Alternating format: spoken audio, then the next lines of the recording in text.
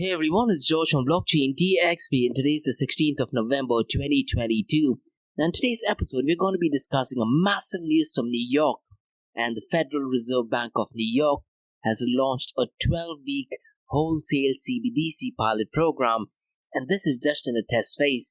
And look guys, once CBDCs become mainstream, I do feel that they will pose a severe threat for cryptocurrencies and Bitcoin, and I do feel that they might pose a very serious threat to stablecoins. So it's going to be really interesting to see in 2023 how Tether USDT or Binance USDC react to it. So 2023 onwards is going to be all about central bank digital currencies. Now look guys, because of the FTX collapse, there was a lot of hype about decentralized exchange, and the good news is Uniswap, which is a decentralized exchange, has reached a 2022 high, and self-custody and transparency are in demand, and we need to thank Sam Bankman-Fried for that. Because of the FTX collapse, Uniswap became the second largest exchange after Binance for Ethereum trading since the last 24 hours. So there's definitely a lot of positive things because of the FTX collapse, and the whole idea of proof of keys is still absolutely relevant. And in today's episode, we're also going to be discussing the impact on hardware wallets, that is Trezor and Ledger, and they have reached new heights only because of the collapse of FTX. So there are a couple of positives that we need to take because of the FTX collapse. Now in today's episode, we're also going to be discussing two massive news for Binance, and both the news have to do with FIFA World Cup, and the FIFA World Cup kickstarts on the 20th of this month, and there is a massive partnership with none other than the greatest of all time, Cristiano Ronaldo. And apart from that, Chili's has also partnered with Binance, and they have a Football Fever 2022 and up to $1 million worth of rewards and exclusive prizes are up for grabs. So we're going to be talking about that in today's episode. So today's episode, we're going to be talking about the positive things that could potentially happen because of the FTX collapse. And regarding UAE, I have two news, and both the news are an event that I tend to conduct every month at Blockchain DXB. And the first event is a central bank digital currency event, and I'm going to be discussing the basics, the threats to freedom, and its role in the Metaverse. And this event takes place on the 9th of December, and on the 9th of December, there is another event that I conduct every month. It is called a Special Hour Analysis on Bitcoin. So Special Hour stands for political, economical, social, technological, legal, environmental, religious analysis on Bitcoin. I tend to do that for stablecoins and quite a lot of other, because it does provide a macro level screenshot of what is happening in the industry. So today we have quite a lot to cover. So welcome everyone, it's A-Team here in Dubai and you're listening to Crypto and Coffee at 8, where we cover top news and information pertaining to Bitcoin, blockchain, beyond blockchain, cryptocurrencies, NFTs, DeFi and Metaverse. And of the series of episodes on Crypto and Coffee at 8 works is, we usually cover some top news and information pertaining to the price of cryptocurrencies, some major breaking news, occasionally short and sweet news as well. News that has an impact in the cryptocurrency world. The other two news and information is related to Dubai, UAE and Middle East in the world of Bitcoin, blockchain, beyond blockchain, cryptocurrencies, NFTs, DeFi and Metaverse. And this is followed by Ask Me Anything series, where you listeners can ask any questions from the cryptocurrency world. And every Fridays we have an episode called Metaverse Everything, where we solely focus on Metaverse. So please check out those episodes as well. And this Friday guys, I'm also going to be releasing a standalone episode on central bank digital currencies. And this Friday, I'm going to be releasing quite a lot of episodes, a Metaverse related podcast, a central bank digital currency podcast, and most likely an interview with one of the top executives from a leading cryptocurrency exchange in Dubai. And guys, what I tend to do is I tend to publish a daily and weekly report via my LinkedIn profile. So please follow me on LinkedIn. My LinkedIn profile is in the show notes below. Now, before we kickstart today's episode, I have an important message, so check this out. Firstly, guys, Startup OI is global one-tech platform for tech. It offers global high-paying tech jobs with flexibility in working time and location, global free tech events, and tech networks to connect with global like-minded engineers. A brilliant platform to listen to the tech experts in Metaverse and to grab their insights. Now listen, all you have to do is download the app Startup OI. If you're using an Android version, go to Google Store and App Store for iOS devices. Alternatively, you can also click on the show notes below to download Startup OI. Next, guys, listen, if you're into fitness, if you're into adventure, if you want to do something wild but still want to keep your health in check, there is a new podcast in town, a podcast focusing on obstacle course race in the Middle East. The podcast is called Rise in the Obstacle Course Race.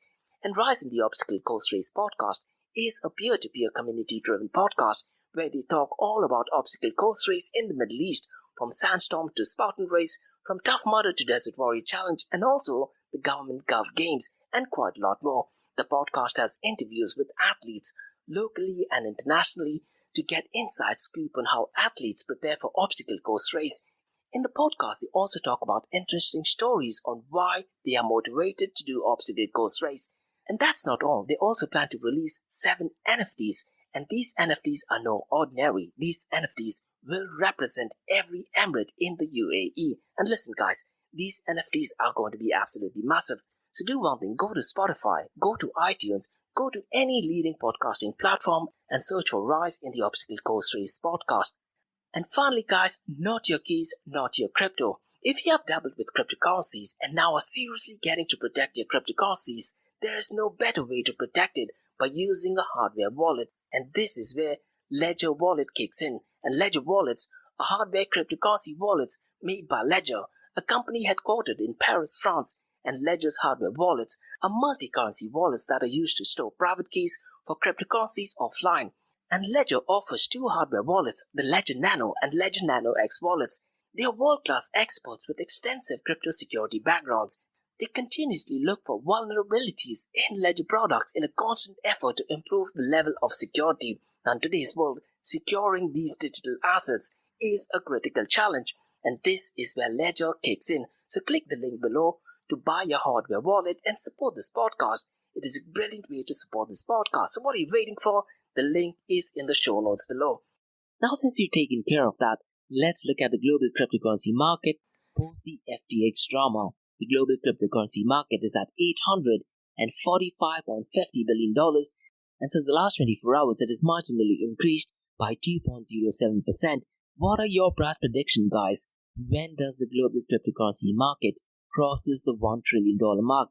And earlier today, while I was preparing for my podcast, I did read an article about an attack in Poland by Russia, and 2 Polish people were killed. Now, are we heading towards World War III? And will there be a nuclear war? I really hope that thing does not happen.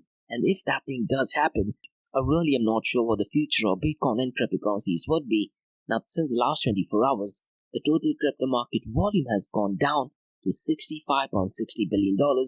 And since the last 24 hours, it has increased by 22.51%. Now, this number is really interesting because in a few minutes, I'm also going to be talking about Uniswap, which is a decentralized exchange, and that has seen an uptick in the volume. But before we move on to that, let me talk about DeFi. The total volume in DeFi is currently at $4.01 billion, and the total value locked is $43.54 billion, and MakerDAO accounts for 15.50%, and $6.75 billion is locked in MakerDAO protocol, and DeFi accounts for 5.03% of the total crypto market 24-hour volume. Now, this week, guys, what I'm going to be discussing is the total value locked in DeFi protocol, and Lido has $6 billion locked. And in yesterday's podcast, I talked about why Lido is taken off from the total value locked, when RV is number 2nd at $4.35 billion, and Uniswap has $3.83 billion, and Curve, which had a terrible last 7 days,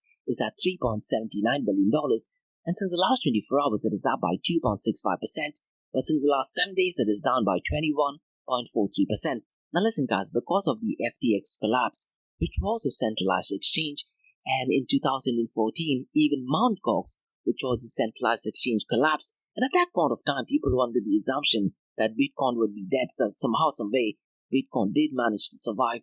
And because there is a massive threat of a centralized entity, and there is possibility of fraud or even hacks, that's one of the reasons why people were talking about decentralized exchanges.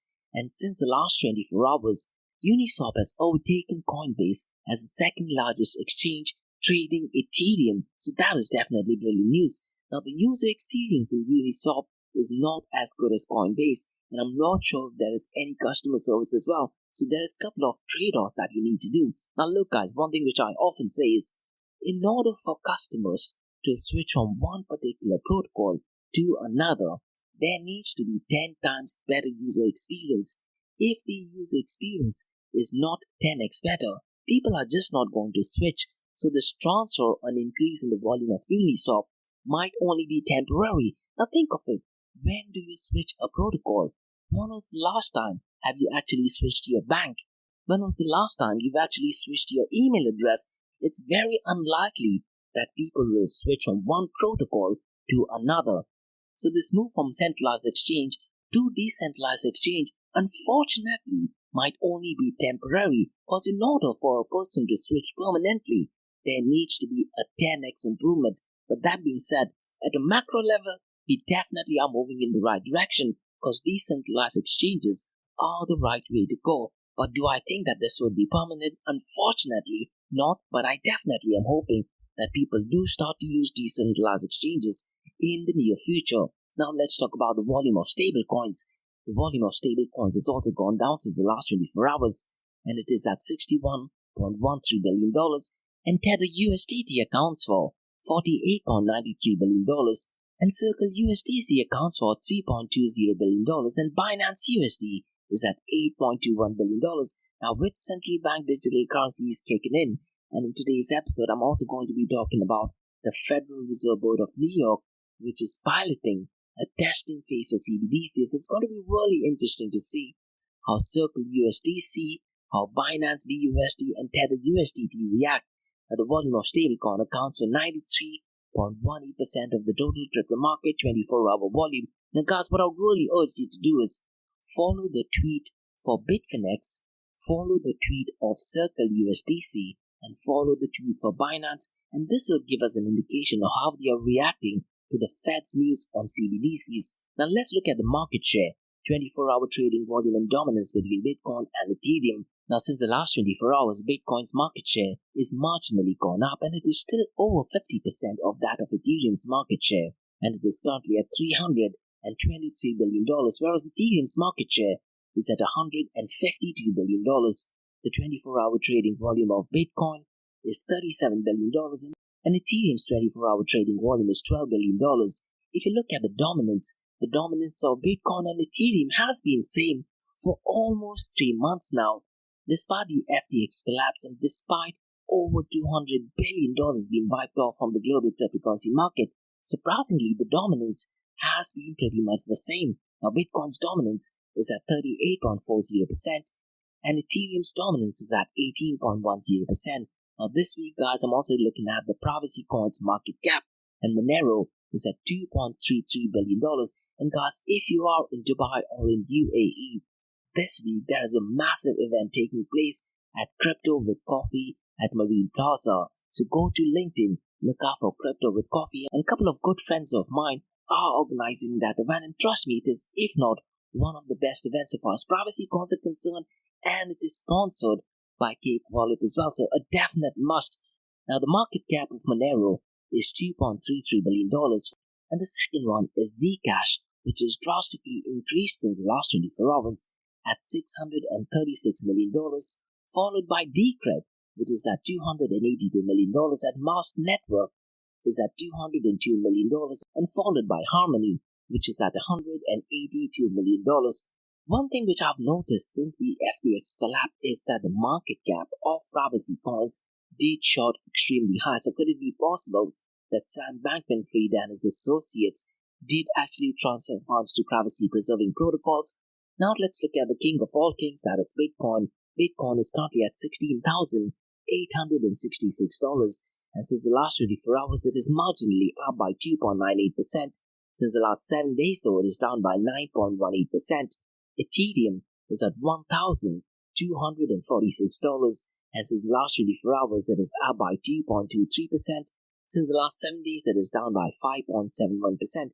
And regarding Ethereum, guys, I'm just trying to recollect the name of the person who did actually predict that the price of Ethereum would touch $100,000 by December of 2022. I'm trying to recollect who the name is, but in case if you guys do remember, please mention them in the comments below.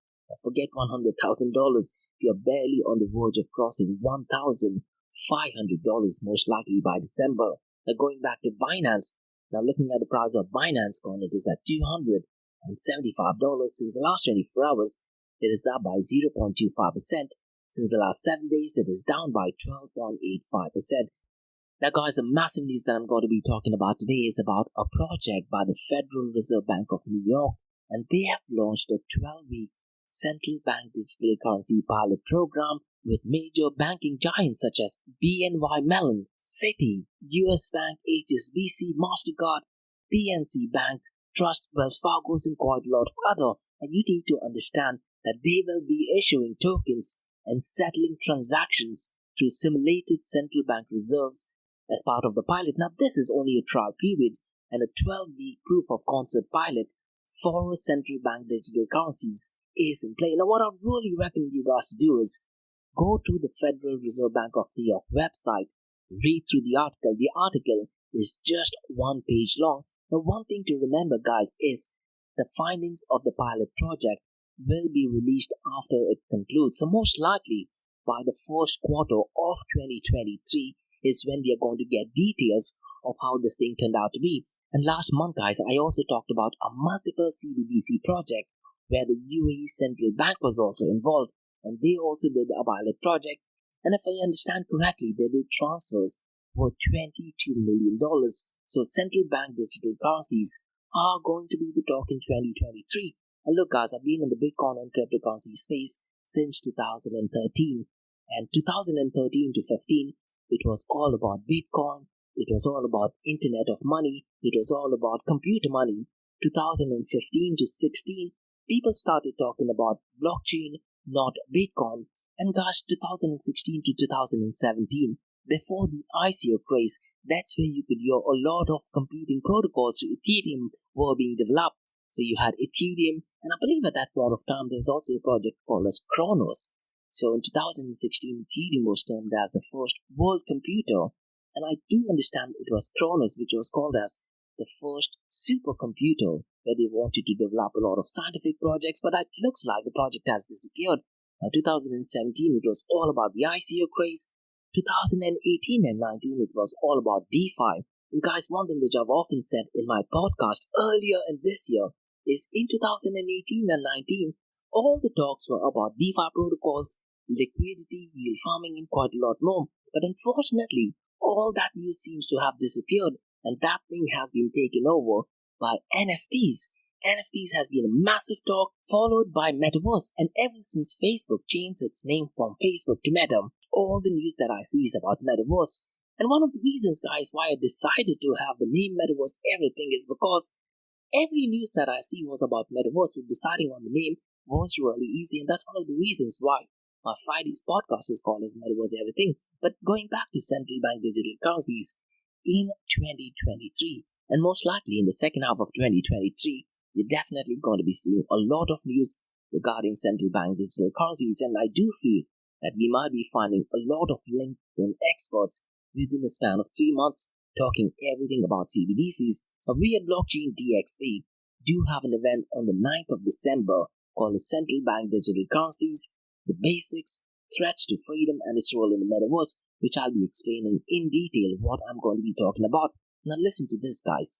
A central bank that makes the source code of central bank digital currencies open source, builds it on an open blockchain protocol, let's say like Ethereum or Cardano or EOS, and implements zero-knowledge proof, could be an endgame for Bitcoin and cryptocurrencies. But the biggest impact of central bank digital currencies, I feel, would be on stablecoins such as Tether USDT, Circle USDC, Binance USD. So it's going to be really interesting to see how these companies react to the news of central bank digital currencies. And apart from that, I do feel that Ripple or XRP will be heavily impacted by central bank digital currencies. Now look, guys, if a central bank does make the source code open, builds it on an open blockchain, and implements zero-knowledge proof, I do think that would have a massive impact. But there are two problems associated with that. That is the block size, and it's going to be really expensive. But a central bank or a government can easily manage the expense because they are printing money. And what they can do is, let's say if managing zero-knowledge proof for central bank digital currencies is expensive, they can print the excess money, or they could just delete it from their database. It's just simple as that. Now this might sound funny and strange, but it is true, and banks can actually do that, and governments in the past have done that. Now, regarding the block size, what a central bank can actually do is they can make sure that the banks acts as a validator node. The one thing to note is the banks will only be updating these transactions and not approving these transactions. Now listen guys, what I'm going to be doing is this Friday, I'm going to be releasing an episode on central bank digital currencies. So in that episode, I'm going to be explaining what is central bank digital currencies. I'm going to be sharing information on how central bank digital currencies work. I'm going to be sharing information on the different types of CBDCs. We'll be making a quick comparison between CBDCs versus Bitcoin, and I'm also going to be discussing how you can merge open source with zero knowledge proof. Now later on in the episode, when I'm going to be discussing news regarding UAE, I'll touch base upon this news once again. Now going back to news regarding central bank digital currencies, what are your thoughts? Are you in favor of it or do you completely dislike it? Mention them in the comments below. Now last week guys, thanks to Sam Bankman-Fried and FTX, the global crypto market had one of the worst weeks in its history, and over $200 billion were wiped off from the global cryptocurrency market. But there were a couple of companies that are seeing a positive trend, and these are to do with hardware wallets. So Trezor, Ledger, and Trust Wallet have seen a drastic increase in the volume of sales, and this is only because of FTX and Sam Bankman-Fried. So the whole notion of not your keys, not your crypto is staying relevant, and cryptocurrency investors have been increasingly moving to self-custody with software and hardware wallets. And Cointelegraph has put up an article, and in that article they mentioned that Trezor saw its sales revenue surge 300% week on week, and it's still growing. And this is definitely brilliant for hardware wallets. Even Ledger, a major rival hardware wallet supplier, has recorded a significant surge in the demand for its device recently as well. And Decrypt, one of the leading publications, has mentioned that Trust Wallet token has soared 47%, and this is because Binance CCO, that is CZ, has been promoting self-custody solutions for quite a long time. And in that article, CZ did actually say that he would be really content if its customers were to withdraw funds from Binance in their own self-custody wallet. And that is such a brilliant statement. And guys, CNBC has also put up an article which states that why Trust Wallet has spiked 75% over the last 7 days. So guys, because of the FTX collapse, the general global crypto market and cryptocurrency investors have realized the threat of centralization. But once again guys, my big question is the experience that you get from hardware wallet, the experience that you get from decentralized exchange, is it 10 times better? Because I do very strongly feel that this might only be a temporary solution. And once again guys, think of it. When was the last time you have changed your service? And if you have changed your service, the new service, was it 2 times better? Was it 5 times better? Or was it 10 times better? And what I do feel in the interim, there will be a lot of companies which will come up with solutions where you can still keep your funds with the cryptocurrency exchange and you will still be able to manage your cryptocurrencies. And I do feel that these newer ideas will be focusing on insurance policies, will be focusing on customer service policies, and they will be aiming to touch the 10x improvement.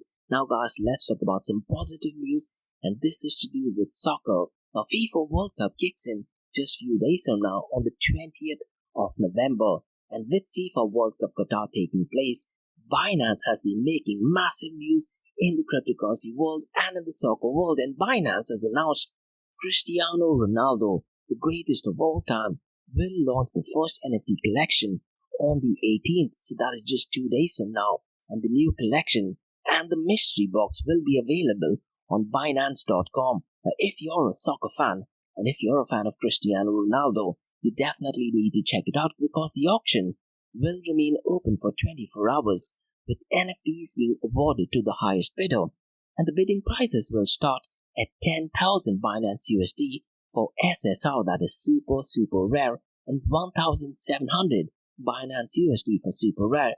Now if you're a football fanatic, I'm pretty much sure you'll be excited by this news. I wouldn't be surprised guys if this thing gets sold out in just a couple of minutes, probably 1 minute or less.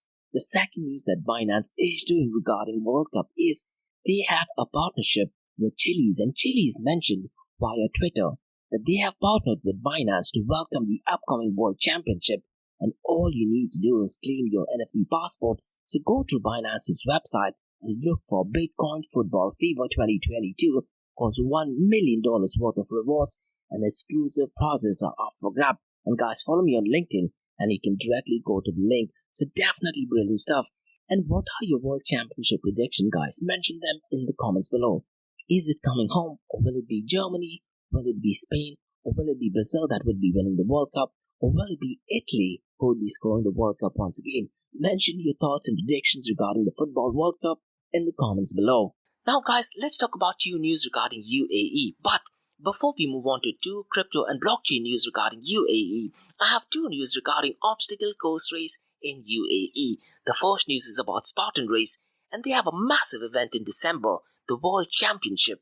And this is the second time they have the World Championship event in Abu Dhabi. And guys, I have a standalone episode with Spartan Race founder Joe Cena talking about Spartan Race NFT. And Sean, who's the Chief Technology Officer, was also in the podcast. And Calvin, who's one of the OGs in the NFT space, was at the podcast as well. So we discussed from a business point of view, why did Spartan Race decide to go ahead and launch its NFT? What were the challenges and quite a lot more. So please check out those episodes. It is a standalone episode talking more about NFTs and not so much regarding obstacle course race.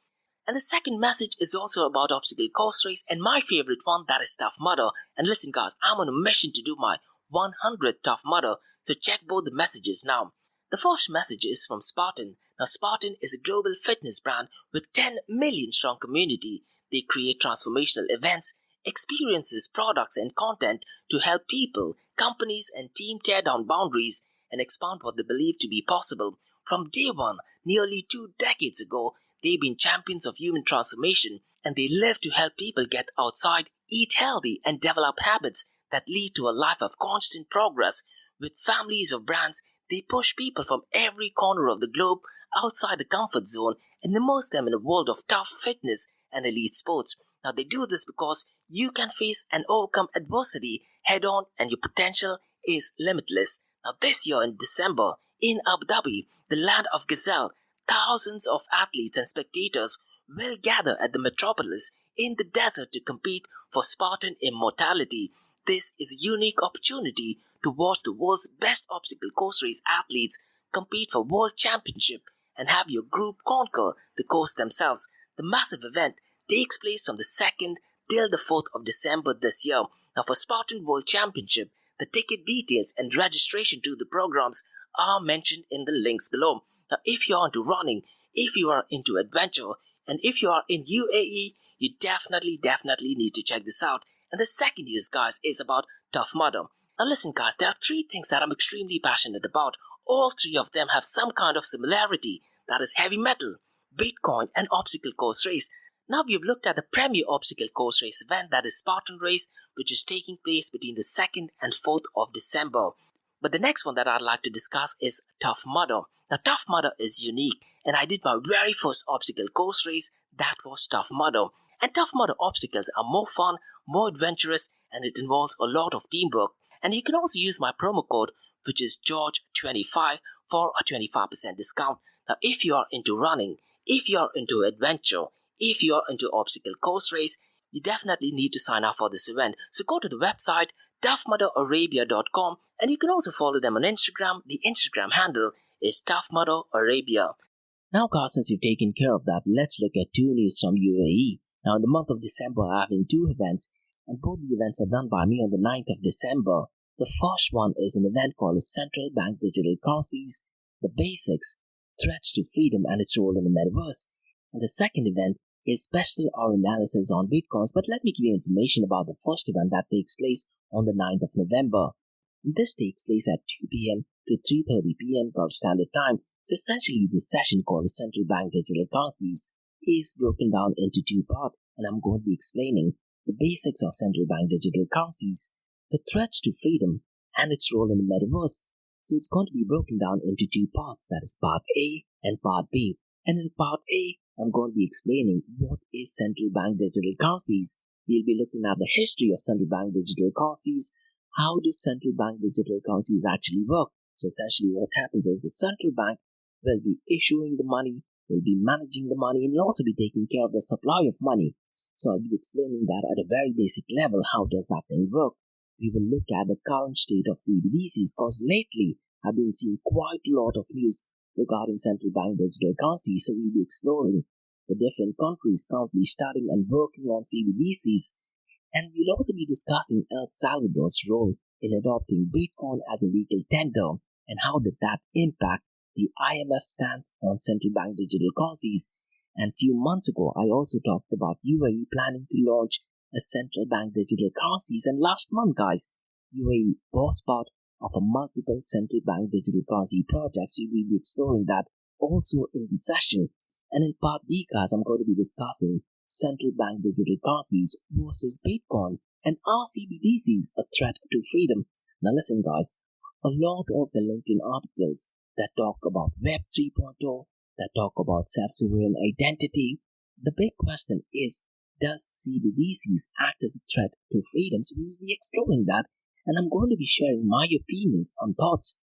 We'll also be looking at the political implications of central bank digital currencies, and something which I'll touch base in the next session that I'm going to be talking about.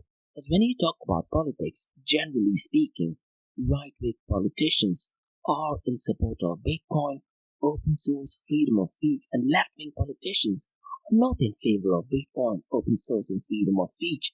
And when it comes to CBDCs, the right-wing politicians have strong resistance to CBDCs and vice versa. The left-wing politicians and left-wing ideologies are in favor of central bank digital currency. So we'll be talking quite a lot about that.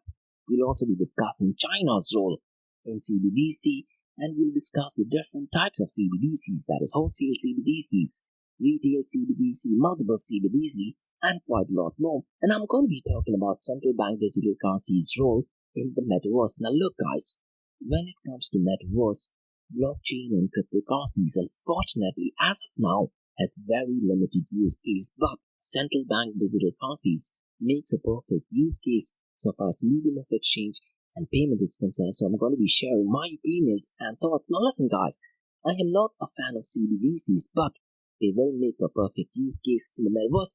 And guys, what I'm going to be doing is on Friday, I'm going to be releasing an episode on central bank digital currencies, and I did talk about it earlier in the podcast as well. So I'm going to be sharing my opinions and thoughts. So the episode will be roughly around 40 to 50 minutes. And I'm going to be explaining how the central bank digital currencies work. So essentially, the central bank will be creating, issuing, managing the supply of money so it becomes easier to issue helicopter money and quite a lot more. And how will that actually work? How will individuals be able to claim the CBDCs, and what role will banks be playing in central bank digital currencies? And I'm also going to be sharing the different type of CBDCs. And just to make it clear, there are three different type of CBDCs, that is retail CBDC, wholesale CBDCs, and multiple CBDCs. And I'm going to be sharing my opinions and thoughts. What would happen, let's say, if a central bank were to implement zero knowledge proof, but while making the source code completely open and building it on an open blockchain such as Ethereum or EOS or Cardano and quite a lot of other. And what impact will CBDCs have on stablecoins and on RippleNet? So I'm going to be sharing my opinions and thoughts. So this session is completely free of cost, and you can register it via Eventbrite, and you can also drop me an email to info@blockchaindxb.com. So go to eventbrite.com, guys, type in blockchaindxb.com, and you get the list of events that I'm having in the month of December. And I tend to do this session every month, and the purpose is to educate the general mass on what is central bank digital currencies and how will it impact your day-to-day life. In the second session, guys, that I have on the 9th of December is Special Hour Analysis on Bitcoin. Now, Special Hour Analysis stands for political, economical, social, technological, legal, environmental, and religious analysis on Bitcoin. And I tend to do this session every month, and every month the topic keeps on changing based on the circumstances. Special Hour Analysis allows a company or an industry or a country to form an impression of the factors that might impact a new business or industry. So we break down elements of Bitcoin at a macro level to better understand its impact and vice versa. So we will discuss each area in detail to get a better understanding of Bitcoin. So when we talk about politics, and if you've been listening to my podcast, I often ask this question: Is Bitcoin apolitical? You always need to remember, guys, that Bitcoin started as a movement towards separation of money and the state. Now, this might eventually happen maybe a couple of decades from now. In the meantime, politics and politicians do have an impact on Bitcoin. So I'm going to be sharing my opinion on how right-wing politicians and ideologies support Bitcoin and how left-wing politicians and ideologies are not in favor of Bitcoin and they are the ones who are in favor of CBDCs, and in UK how conservatives are in favor of Bitcoin and open source, whereas Labour Party not so much. Now, regarding economical factors, we will be looking at is Bitcoin the global wealth redistribution. We'll also be demystifying a couple of myths, because if you ask a Bitcoin maximalist, they would say that yes, Bitcoin is a global wealth redistribution, but if you look at the numbers, how many people from Zimbabwe or African countries have been benefited by Bitcoin, and how many people from first world countries like Canada, USA, and UK have been benefited by Bitcoin and its adoption. So we'll be exploring that in detail. And can Bitcoin change the dynamics of money? We will discuss the inflation, the exchange rate, and quite a lot more. Now, regarding social factors, we will look at the social impact of Bitcoin and blockchain for generations to come, and we'll discuss, are millennials the one who are using Bitcoin, or is it Generation X, is it Generation Z, or is it the early boomers who are into Bitcoin? And we'll also talk about the social media impact on Bitcoin and quite a lot more. Now, regarding the technological factors, we will discuss the user experience of Bitcoin and the different forks of Bitcoin. And in fact, in yesterday's podcast, guys, I did talk about Bitcoin Cash, one of the forks of Bitcoin that is planning to make it as a legal tender in one of the Caribbean countries. And we'll look at the positive and the negative sides of that. And we'll also talk about the Taproot and Small Signature, one of the biggest updates which has happened in Bitcoin, which quite a lot of people are not even aware about. Now listen, guys, in Twitter, if you see the red laser eyes, that just means that you're in support for Taproot and Small Signature.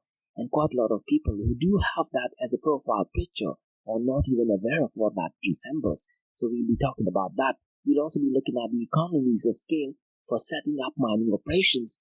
But because of the collapse of the price in Bitcoin, a lot of the miners are facing bankruptcy. So we'll be talking about that too. And we'll also be looking at the legal aspects of Bitcoin. That is Bitcoin legal? And where does the governance, regulations, and legislations fit in? And what can governments do to support innovation and Bitcoin adoption? Now, regarding the environmental factors, because of the ESG concern, we will be looking at the Bitcoin mining energy consumption and quite a lot more. We'll also look at the past, the current, and the future state of environment impact on Bitcoin. And there is also this massive movement of switching Bitcoin from proof of work to proof of stake. And that's where I particularly do not like the Bitcoin Mining Council and quite a lot of other, because historically, Bitcoin and open blockchain protocols have had severe allergic reactions to councils, associations, and quite a lot more. And finally, we'll also be looking at the religious impact on Bitcoin, and is Bitcoin truly compliant, and what are the religious factors and commonality in Bitcoin, and how is Bitcoin seen in the Middle East, and quite a lot more. So these sessions, I tend to do it every month, and every month I keep on updating these sessions, and the sessions, guys, are completely free of cost. So that's all for today, guys, on the Crypto and Coffee update from Blockchain DXB. In case if you have any feedback or suggestions, please drop me an email to info@blockchaindxb.com, and check out my website, that is www.blockchaindxb.com, and also check out my other website, that is area2071.com, that talks everything about Metaverse. And if you like listening to this podcast, please click on the follow button, give it a 5-star rating, and share the word across. Now for the next few minutes, it's going to be an Ask Me Anything series where you listeners can ask any questions about Bitcoin, blockchain, beyond blockchain, cryptocurrencies, NFTs, DeFi, and Metaverse. So let's get started with the Ask Me Anything series.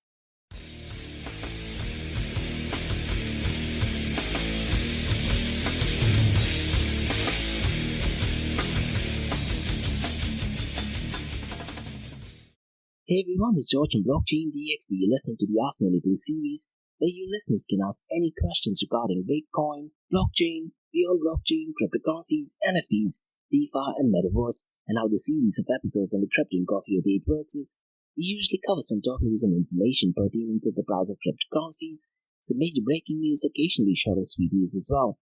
We use that as an impact in the cryptocurrency world. The other two news and information is related to Dubai, UAE and Middle East in the world of Bitcoin, blockchain, beyond blockchain, cryptocurrencies, NFTs, DeFi and Metaverse. And what you're listening to right now is the Ask Me Anything series, where you listeners can ask any questions from the cryptocurrency world. And I have a question by Charlene who asked a brilliant question. And the question is, are CBDCs Web 3.0? Now, Charlene, this is a really interesting question, and unfortunately, at this point of time, because central bank digital currencies are still in works, my answer might change. So, at this point of time, if you were to ask me the question, are central bank digital currencies Web 3.0? The answer is an upfront no. As a matter of fact, it is a massive threat to Web 3.0, because when you talk about Web 3.0, there are very limited use case. Now, what I would really recommend you to do is, Charlene, on Friday when I release the episode, I'll definitely touch base on this. And before you try to merge central bank digital currencies with Web 3.0, Web 3.0 has very limited use case. Now, I see a lot of LinkedIn profiles which say that, they're talking about Web 3.0, they're talking about the biggest innovation. Listen, Web 3.0 is just hype and it has a very limited use case.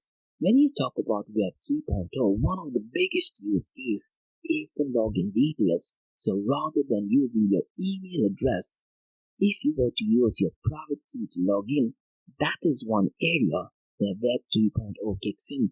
A lot of them who talk that they are specialists in Web 3.0 are not even aware. But Charlene, the biggest problem with Web 3.0 is you need to remember, in order to change from one protocol to another, there needs to be a 10x improvement. Now, switching from an email address to a private key, is that a 10x improvement? From a technological point of view, yes. But from a user experience, I think we're going backwards. So, I don't think that Web 3.0 is the future of technology. And people who talk about Web 3.0 truly don't understand the limited use case of Web 3.0. They talk about self-sovereign identity. And look, self-sovereign identity sounds great, but if you were to ask an average individual, do they actually care? I really am not sure if the answer is something that you might expect. And Ricardo Spani, who used to be the lead maintainer of Monero, he often used to say that, by 2018 and 2019, people are going to be focusing on privacy, and privacy will be the main thing. But he has actually mentioned that he's surprised that people actually don't care about privacy. We're talking about the FTX collapse in somehow, some way, linking it to Web 3.0.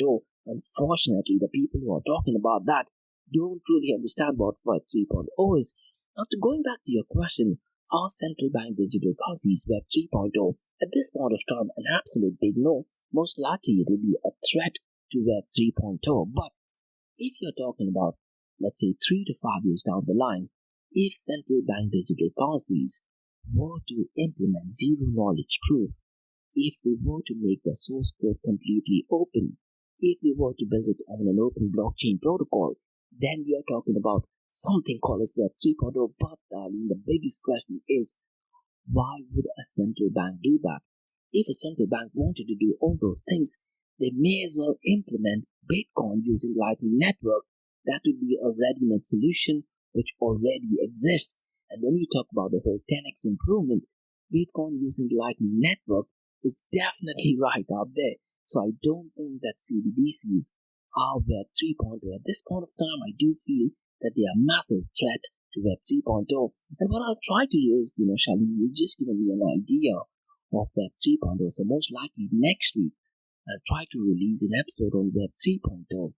And I'll demystify the myths about Web 3.0. And look, I do agree with Elon Musk, who did say that Web 3.0 is rubbish. And Jack Dorsey, who's a censorship king, also is not a fan of Web 3.0. And as much as I dislike Jack Dorsey, former CEO of Twitter, I have to say that Web 3.0 is just hype, and it is just one way of getting funds for venture capitalists and hedge funds. And most likely, Charlene, I'm going to be explaining what Web 3.0 is and the limited use case of Web 3.0.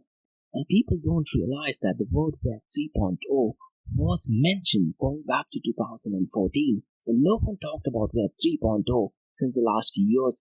But ever since the NFT hype did die, people started talking about the whole Web 3.0 movement. So Web 3.0 is not a new thing, and there are very limited use case. but most likely I'll do an episode and I'll share my thoughts and opinions on that. So that's all for today, guys. If you ask me anything series from Blockchain DXB, in case if you have any feedback or suggestions, please drop me an email to info@blockchaindxb.com and check out my website, that is www.blockchaindxb.com, and also talk about my website, that is area2071.com, that talks everything about Metaverse. And if you like listening to this, please click on the follow button, give it a 5-star rating, and share the word across. And remember, guys, Monday to Thursdays, 8 a.m. to 8:30 a.m. we have Crypto and Coffee a Day, where we cover top news and information pertaining to Bitcoin, blockchain, beyond blockchain, cryptocurrencies, NFTs, DeFi, and Metaverse. And how the series of episodes in the Crypto and Coffee a Day works is, we usually cover some top news and information pertaining to the price of cryptocurrencies, some major breaking news, occasionally short and sweet news as well, news that has an impact in the cryptocurrency world. The other two news and information is related to Dubai, UAE and Middle East in the world of Bitcoin, blockchain, beyond blockchain, cryptocurrencies, NFTs, DeFi, and Metaverse. And this is followed by the Ask Me Anything series that you're listening to right now, where you listeners can ask any questions regarding Bitcoin, blockchain, beyond blockchain, cryptocurrencies, NFTs, DeFi, and Metaverse. And guys, if you like listening to this podcast, please click on the follow button, give it a 5-star rating, and share the word across. Thanks so much for listening, and have a nice one. Bye-bye.